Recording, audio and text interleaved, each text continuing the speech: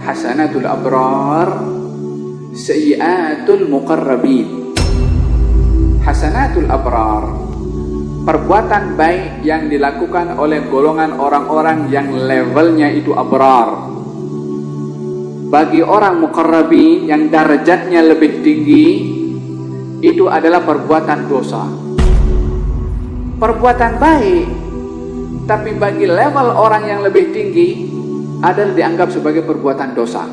Perbezaan maqam membezakan kedudukan cara amalannya itu. Walihada seorang Syaiban Ar-Ra'i, seorang yang hidup di zaman Al-Imam Syafi'i, ditanya tentang 3 soalan, 2 ke 3 soalan. Yang pertama ditanya soalan,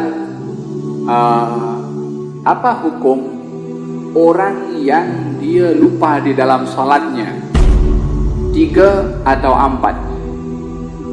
Apa patut dibuat? Yang tanya ini dia nak tes, nak uji sejauh mana kepandaian Syaiban Ar-Ra'i.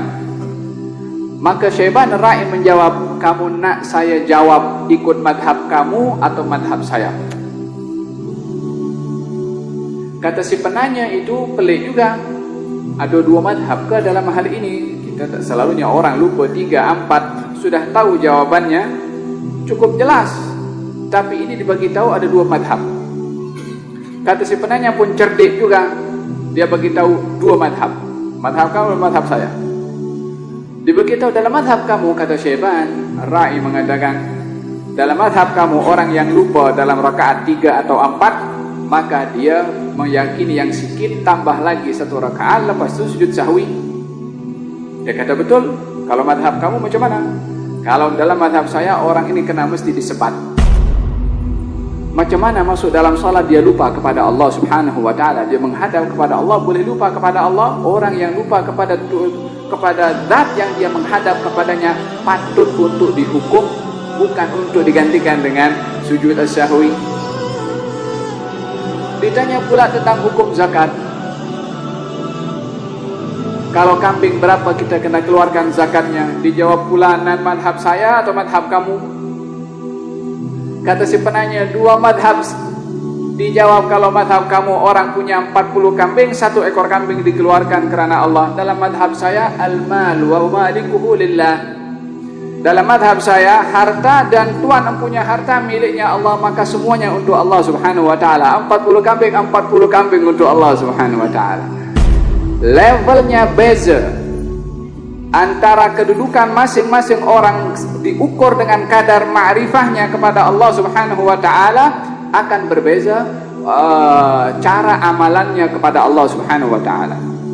Baginda Rasulullah sallallahu alaihi wasallam berpuasa terus sambung, hari ini puasa terus sampai esok. Dan kalau malam terkadang baginda Rasulullah tidak tidur, sepanjang malam dia bangun. Waktu ada sahabat yang ingin meniru Rasulullah untuk berpuasa terus dan qiyamul lail terus tak tidur, Nabi kata, jangan kamu buat. Kata si sahabat itu mengatakan, tapi engkau buat. Yakni engkau wahai Rasulullah melarang satu perbuatan yang kamu sendiri buat. Yakni puasa berterusan ataupun sepanjang malam bangun. Nabi jawab, lastu kahayatikum. Saya ini tak sama dengan kamu. Levelnya saya tak sama dengan kamu. Innama abidu inda rabbi yut'imuni wa yasqin. Sesungguhnya saya ini setiap malam berada bersama dengan Allah, Allah bagi saya makan dan minum. Perbezaan kedudukan seseorang di sisi Allah adalah membezakan status amalan orang itu kepada Allah Subhanahu wa taala. Hasanatul abrar, sayyiatul muqarrabin.